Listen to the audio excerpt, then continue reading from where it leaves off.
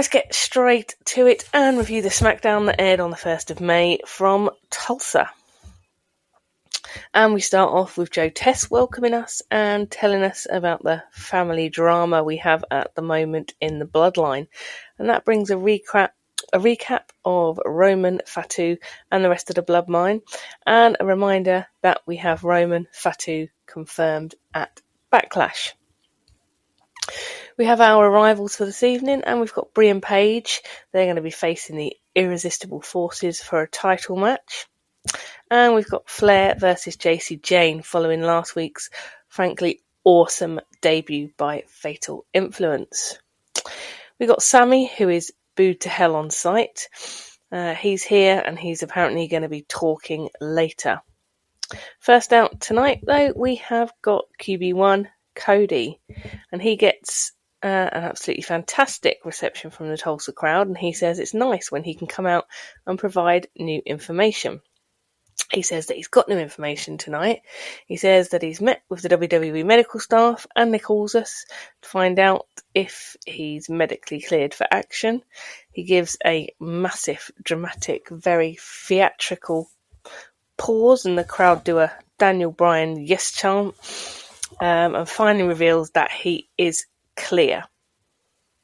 He says that means what's next, and at that we get out Ricky Saints, a call-up we were told about last week, and who, I'll be honest, I've got absolutely no idea who he is.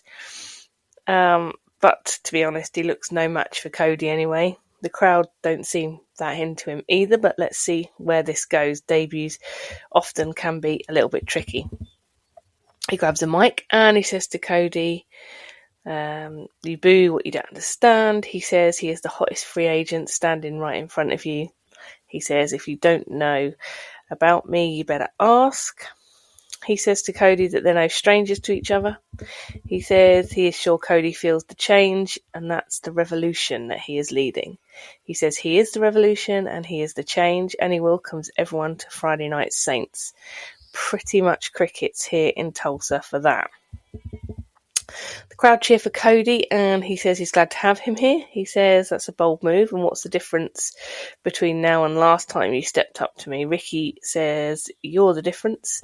You've no doubt got staples in the back of your head and a busted up eye. He says that every title run that Cody's had has aged him. He says he stood in the background and congratulated him milestone after milestone, and he says now it's his time and he is here to relieve him of his duties as champion.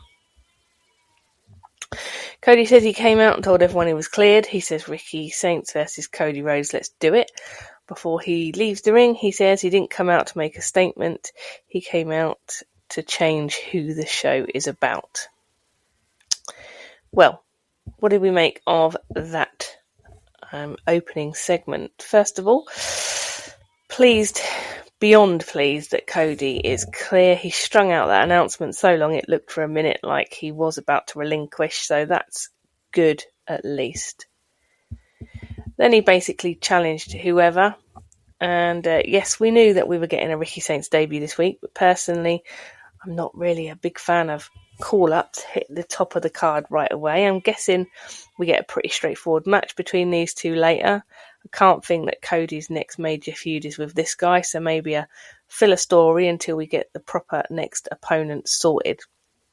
Does this match bring back Randy for some shenanigans? Do we run that back at Backlash? Maybe. So let's see.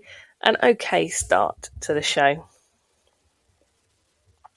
We then get a recap on last week's introduction of Fatal Influence, which was a masterclass in how to bring up talent and wow that nuclear heat. We go right to Kathy, who is with Flair and Bliss. She asks if Flair is worried about the numbers game. With that, Rhea comes along and tells Flair that she tried to take them on last week and got ambushed, and she is willing to put their differences aside if Flair is. Flair basically says no thanks. Rhea says there's 3 of them, 2 of you. Flair said freeze a crowd, and she goes ahead and makes her entrance with Bliss, and Rhea stays backstage. And I am calling this one early. I'm going for a 3 versus 3 match, maybe Backlash, maybe some other time. We get out Fatal Influence, mic in hand. JCJ says, "Thank you for the warm welcome from the losers in Oklahoma." She says, "Last week you got a small taste of what they're bringing to SmackDown and she loves that." She says, "Fatal Influence live to embarrass legends and she's here to teach lessons to legends one at a time, so who better to start with than Flair?" Now, before we go to the match, I have to give a quick hot take. I have to say again, I love the way that Fatal Influence have been brought up, cutting their own music in their entrance in their second week, and having JC Jane cut a promo en route to the ring is genius and ramps up the heat even more. This one kicks off, and it should be a decent match, but I do predict shenanigans. JCJ kicks us off by taking the mickey out of Flair Sr., and then we get Flair showing her strength and physicality. And to be honest, these two look pretty well matched up in terms of physicality. Flair delivers the Flair chops to JC. Then we get JC with some decent offense, looking very good. This one ends as Flair has the figure 8 locked in. And we get one of the Fatal Influences interfering. Bliss to the rescue, but JC gets the win with her move, the Rolling Encore, and beats Flair, which, wow. Post-match, the inevitable beatdown starts as Bliss tries to help, but is taken out too. We then get Rhea out to the ring to even things up and taking out all of Fatal Influence. Flair offers Rhea a handshake, and it looks like we do have a team to face Fatal Influence. The match itself was decent, and Fatal Influence get week 2 of being impeccably booked to maintain that nuclear heat. A plus for me. We go backstage where we've got Paige and Brie looking on. Byron asks them for their reaction to Fatal Influence. Brie says that they're making a name for themselves for sure. Paige says in this business, karma is real. They'll get theirs, but for now they've got to focus on Nia and Lash and keep the titles. Brie says that Nia and Lash are good, but with they've got the resilience and experience to be able to win. They say that SmackDown is their house, and Paige says she's back, and I am so pleased to see her back and on SmackDown as well. It's so awesome. We go then backstage still to Truth and Priest, who through the normal sort of comedy to you to me bit, we end up making a match with Fraxium for the tag titles later on tonight. We then get a comedy bit with Danhausen, Miz and Kit backstage. They've set a trap with 40k, but it doesn't work, so Danhausen just walks off with Miz's money. As I said last week on the lowdown, I am warming to Danhausen quite a lot. Next out, we've got Truth and Priest versus Fraxium for the tag titles, and this one kicks off. And this one is for sure going to be quite a difference in style, with Fraxium fast and athletic, and Truth and Priest with their slow and deliberate style. Truth on top in the early stages, but Axiom with his super fast and athletic moves brings in Fraser and Priest to carry on the match. This one moves to a finish as Priest hits South of Heaven on Fraser, and then in quite a cool move he uses Axiom to hit him as he hits the Razor's Edge onto his partner. Priest takes the win and the champs retain in what was a decent match. Post-match we get Talla Tonga in, being directed of course by Solo to beat down these 4 guys. So clearly we aren't done with the MFT's determination to get back the tag titles as they stand tall in the ring, to be honest, having beat down everyone pretty convincingly. Solo is in the ring with the mic. He says that last week Fatu made a big mistake. He says that even though Fatu took out his army, he says he also took out his family. He says his blood is my blood and they aren't here because of Fatu. He says when Fatu arrives he's dead, and that brings out the Usos. Jimmy tells Solo that they get it. He says you have history with Jacob, but you aren't the only one with issues with him. He says the OTC has big problems with him too. Jimmy says that the mistake Fatu made was putting his hands on the OTC on Monday. Jay says that it was the move he used to take him out that was protected and sacred. Jay tells Solo he has to wait until the OTC is done with him. Jay says, we aren't asking, we're telling you to leave him to the OTC. Solo says he hasn't got time for this and goes to leave, and then Tanga takes out the Usos in the ring.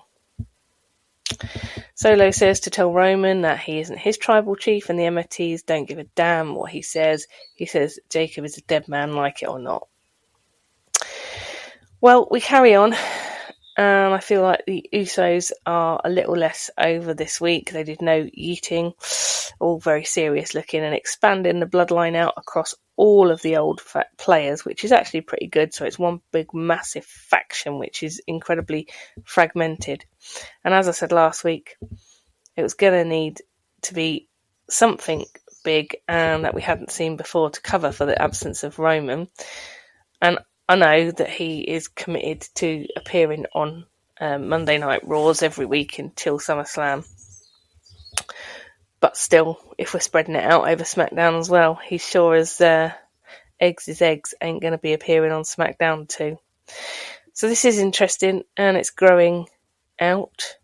And come Backlash, Fatu is going to look epic if he wins against all the odds, and also if he were to win, which would be awesome. It nicely sets up months and months of feuds and title opportunities wrapped up within this new extended bloodline faction. We go backstage to Cody now, and he's approached by Sammy. He seems to have an issue with what Cody said last week about Sammy calling Cody Golden Boy. He says he's tired of these misunderstandings. He said they should stick together, as the two of them are the last two real good guys. Cody says they aren't the same, and he walks off. I think maybe we are teetering on the verge of Sammy going proper heel at some point and hopefully bringing back KO. All signs seem to be pointing that way. Cody versus Ricky Saints is up now, and Cody medically cleared and right back into action. You say what you like about him, but the guy works really hard for the company. Where's Drew? Where's Randy? You know, Cody is out there. He is genuinely week after week working really hard to keep things on the road. This match kicks off. We've got Ricky Saints starting off strong, getting his flowers early in this one. Getting a close call with his Revolution DDT. Cody, though, hits Crossroads from nowhere and takes the win, as he should, but we got a really good showing from Saints. Then, post-match, inexplicably, we get Gunther out, putting the sleeper on Cody and putting him out. So, no follow-up clearly between Cody and Randy, which would have been nice, but I can live without it. Gunther picks up the title and shows his intentions pretty quickly. Okay, I don't think I mind Cody facing Gunther. That's probably going to be at Backlash. I don't want him to beat Cody, though, at least not yet. Maybe we could have like a 3-match series or something like that. I would like Cody to get a bit more of a run. Anyway, a good main roster debut from Saints, and next out we get Danhausen in his wacky racist car. He does his nice and evil bit and says he's spending the money he found backstage on the fans, and he gives away some merch, which is definitely his thing. Miz comes out and he says that ever since you came, bad things have happened to him. He says he's come to the realisation that he is in fact cursed, and he tells Danhausen that he will be his mentor. They're about to seal the deal when Kit Wilson comes out and breaks up the party. He tells the Miz, you were mentoring me, and now you enable this toxic little goblin, which is quite the line. Miz says everyone is talking about Danhausen because he has mastered the curse. Everyone's talking about him. He's truly mastered what it takes to be a superstar. Miz tells Kit, you aren't even in the same league. Kit begs Miz to stay his mentor and says that he's written a poem. Cringe. They both end up holding out their hands for Miz's handshake, and he ends up creating Mizhausen, which is pretty cool, very briefly. And Miz says there's one thing's left to do. And he turns around and he takes out Danhausen from behind. So that's cool. We then get Kit and Miz beat down on Danhausen. I thought that was happening then, and that's quite disappointing. I like Danhausen, as I've said, so let's see where we go with that as it continues. Next up, we are getting Royce Keys versus Angel, but before that we get a promo from Blake Monroe. She's in a bath for some reason. She says nothing burns brighter than Blake Monroe, and that's it. Comms say that she's coming soon. Be interesting to see who she's brought up to feud with and what picture she is put in. Guessing maybe it'll be the US title picture, which is all good. Now the match, Keys versus Angel, and this one is blink and you miss it, over in about 2 seconds. Keys mullers Angel, Angel being fed to Keys to continue building him as an absolute monster. Nothing much really to say about that. Backstage now, we've got Tiffy. She says she wants to defend her title more often. Feels like an open challenge is coming. We then get Chelsea, the recently all alone Chelsea. She interrupts and stands from the wheelchair. She says they are going for martinis to celebrate Tiffy's birthday, to which Tiffy says she can't imagine a worse way to spend her birthday. We then get Kiana and Julia, still with a bit of beef between them clearly. Kiana says she wouldn't be doing her job properly if she didn't secure Julia's title rematch. Tiffy says she does like the sound of a title match this next week, but she says she was talking to Kiana, and this really seems to piss off Julia, so we continue with that thread, which is fine by me, and Chelsea exits running behind Tiffy. Now, I would not hate a Tiffy-Chelsea weird kind of alliance. That would be pretty cool, and I'm here for that. As I've said, I loved what they did in the Money in the Bank ladder match a couple of years ago together. They work superbly together. And now Chelsea's lost her secret Hervis. Maybe working with Tiffy isn't so weird. But that whole picture there with Julia and Kiana starting to break down in their relationship. Tiffy as the new US champ. Hopefully she does follow through on her word and make the Women's US Open Challenge would be awesome. But it looks like we're getting Tiffy versus Kiana next week, so let's see what happens there. Backstage, we get Fatu and Keys is talking up Fatu and telling him to werewolf his ass up if he wants to beat the whole bloodline. He says, people like us, we take everything we want. And then is promptly attacked by Talla and Solo. We get Fatu and Keys left lying backstage with updates from comms to come later, apparently. Straight back out to the ring, and we get the gingerbread man in the ring and Sammy making his way out. He says, are we having fun or what? The crowd just boo. He says he loves coming to Tulsa, and that seems to win him over pretty quick. He says he's a huge Bob Dylan fan. He says that they turned on Bob Dylan when he went electric, and he says he can relate to that. He says he genuinely doesn't know what he did to deserve the reactions he's been getting lately. He says that it doesn't bother him. He knows that the Sammy Ride or Dies are in the crowd tonight. I've got to be honest, guys, I didn't hear one. He says what he doesn't deal with is disrespect, and that's what he's got from Trick Williams. He says the Ginger Man represents Trick more than it does him, as it's an empty shell of a man. He says that Trick has a very cool entrance and some good catchphrases, but he says anyone can do that. He says what they can't do is what Sammy has done over the years and decades, and that's work hard, night after night, week after week, month after month. He says he sees Trick not taking him seriously or anything else. He says every time he sees the gingerbread man, he wants to punch it, and he sort of squares up to it, but he doesn't do it.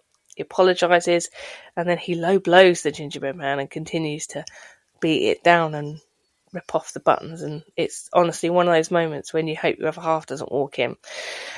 We then get Trick down to the ring, who starts to beat down on Sammy, but Sammy legs it through the crowd. So it seems that Trick came out to defend the gingerbread man suit. What the actual you-know-what?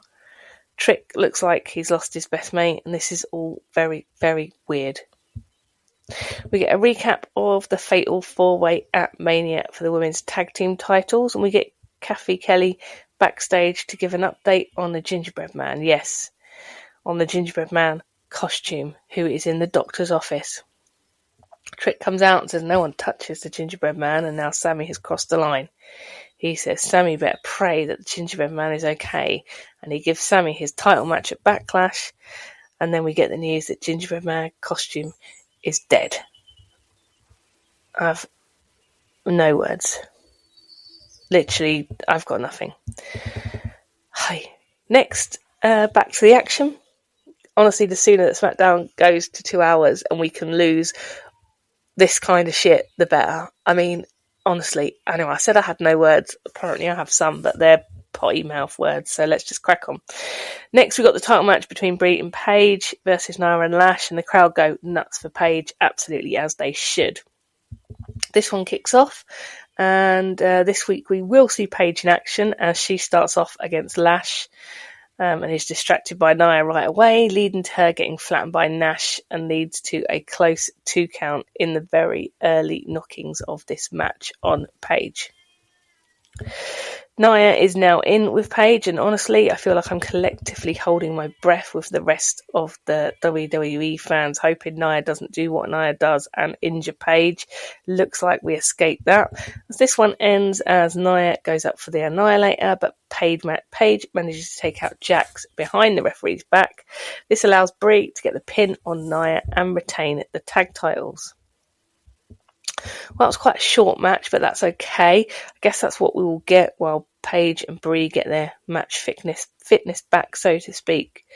Very pleased to see them keep hold of the titles for sure, and no shenanigans. I did think we might get a bit more Fatal Influence input, but please, they're not over-egging that pudding. Next up, we get told that the Gingerbread Man is dead. They've even given him like a special screenshot thing like they do when, someone proper dies. And I still just can't. Ridiculous. And next week we get the announcement, which I called, 6-woman tag and the funeral of the Gingerbread Man. Nope. Nick and Sammy backstage, and Sammy is kicking off. Nick says everyone is grieving, please. Nick makes the match at Backlash official, and then Danhausen approaches Nick and demands a match with The Miz and Kit. Nick tells him if he can find himself a tag partner, then he can have that match at Backlash. Who will team with Danhausen? I have literally no idea, but I am excited. Next out, and apparently the main event over the women's tag title match, which is annoying to say the least. This is the Usos, and they are facing Solo and Talla Tonga, and we do get a full Uso entrance here, yeeting and all, which seems to win the crowd back over. You would expect here for Solo and Talla to get the victory, but I would imagine we're going to get some shenanigan from Fatu and or Keys. The Usos take a pretty decent beating in the match, and just as it's about to get really bad for the Usos, Fatu appears, takes out Talla Tonga using the steps and setting his sights on Solo, who is now all alone in the ring. Fatu gets the Tongan death grip on Solo, but he's stopped by Talla Tonga again, but Fatu manages to Samoan drop Talla Tonga, which is pretty bloody impressive, through the announce desk to the absolute delight of the crowd. Having completely cleaned everyone out, finally he faces up to the Usos, and we get a Mexican standoff, but in the end he just walks through them to leave the ring. Fatu grabs the mic and tells the Usos to tell Roman that he's going to dog walk his ass at Backlash, and we go off air. So tonight's show, what did we think? Well, another decent show, not as good as last week's, but to be fair, last week's bar was pretty high. I think we got an amazing show last week. I like the progression with Fatal Influence, and the Fatu versus everyone storyline is up, and is absolutely top. I do wonder at what point Fatu is just going to let rip and rip the heads off of the Usos as well. He seems to be holding back with them, but I don't think he will. As we get a little bit closer, are they saying that Backlash is I think next week? I don't know how quickly they come around this time of year. So liking those two storylines. The Gingerbread Man, Sammy trick thing is ridiculous. Let's get to Backlash, do the match and move on. Cody back and fighting, which is awesome, and a decent debut from Saints. So all in all, pretty solid. some standout performances in tonight's show, and things seem to be staying on the right road. I think there's just some slightly ridiculous storylines, and the main one I've currently got a problem with is this gingerbread man Sammy trick little yachty thing. But I'm hopeful that we can disappear that after Backlash. And then I'm excited to see where we go with Trick's reign. I'm also excited to see where Tiffy takes the US title. As I said, it sounds like she's going to resurrect, or not even resurrect because we've never done it, but it sounds like she is going to start an open challenge for the Women's US title, which is something I've wanted for a long time. And let's see where Blake Monroe fits in. And honestly, let's just hope that Sammy turns full heel, and we do at some point hopefully get a KO return. So I'm interested to see what you guys think. For me, I'm watching Raw, obviously. I don't review Raw, but I watch Raw.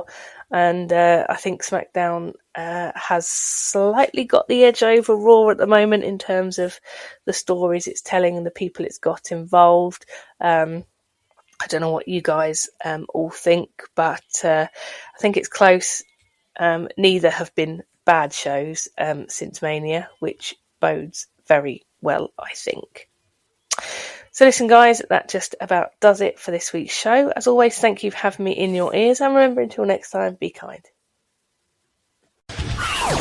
Thanks for listening to the WWE Podcast. Don't forget to subscribe on your favorite podcast app so you don't miss a show, or head to WWEpodcast.com.